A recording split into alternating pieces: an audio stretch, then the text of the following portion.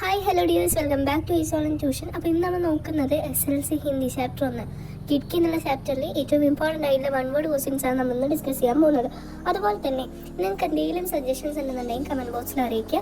അതുപോലെ ക്ലാസ് ഇഷ്ടപ്പെട്ട് കഴിഞ്ഞാൽ ലൈക്ക് ചെയ്യുക. ഇതുപോലുള്ള കൂടുതൽ വീഡിയോസിനായി ചാനൽ സബ്സ്ക്രൈബ് ചെയ്ത് സപ്പോർട്ട് ചെയ്യുക. ഓക്കെ, അപ്പോൾ നമുക്ക് നേരെ വീഡിയോയിലേക്ക് പോകാം. ജനറൽ കോച്ച് മേ സഫർ കർണേ പർ ബി സ്യാദാ പരീക്ഷാനി നഹീ ഹുയി ക്യോ എന്താണ് പറഞ്ഞിട്ടുള്ളത്? ജനറൽ കോച്ചിൽ യാത്ര ചെയ്യുമ്പോൾ പോലും പ്രശ്നവും ഉണ്ടായിരുന്നില്ല. എന്തുകൊണ്ടാണ്? ക്യോങ്കി സീ പഹലേ ഹി ബുക്ക് കി ഗയി थी. കാരണം സീറ്റ് നേരത്തെ തന്നെ ബുക്ക് ചെയ്തിരുന്നു. സാവലി സലോനി കജറാറി ആംഖോं वाली युवती पत्नी के पास आकर क्या इशारा करने लगी. കറുത്ത കണ്ണുകളുള്ള ഇരുണ്ട സുന്ദരിയായ പെൺകുട്ടി ഭാര്യയുടെ അടുത്തേക്ക് വന്നതിന് ശേഷം എന്താണ് നിർബന്ധിക്കാൻ തുടങ്ങിയത്? രംഗബിരങ്കി ഷാൾ ഖരീദേനേക്ക് എന്തിനാണ്? വർണ്ണാഭയമായ ഷാളുകൾ വാങ്ങാൻ.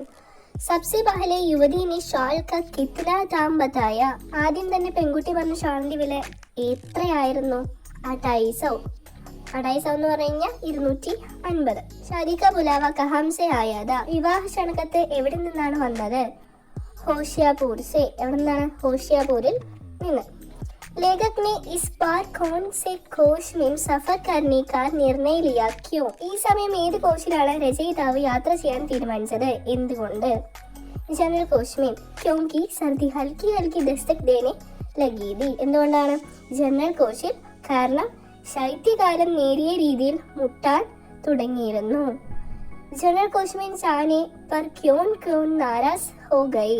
ജനറൽ കോച്ചിൽ യാത്ര ചെയ്തതിന് ശേഷം ആരാണ് ദേഷ്യപ്പെട്ടത്? ആരാണ്?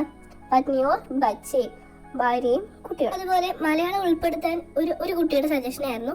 അതുകൊണ്ടാണ് നമ്മൾ എന്ത് ചെയ്തത്? മലയാളം ഉൾപ്പെടുത്തിയിട്ടുള്ളത്. അപ്പോൾ ഇതുപോലെ എന്തെങ്കിലും സജഷൻ നിങ്ങൾക്ക് ഉണ്ടെന്നുണ്ടെങ്കിൽ അറിയിക്കാം കേട്ടോ. അപ്പോൾ ഇന്നത്തെ വീഡിയോ ഇത്രയുള്ളൂ. To follow for more.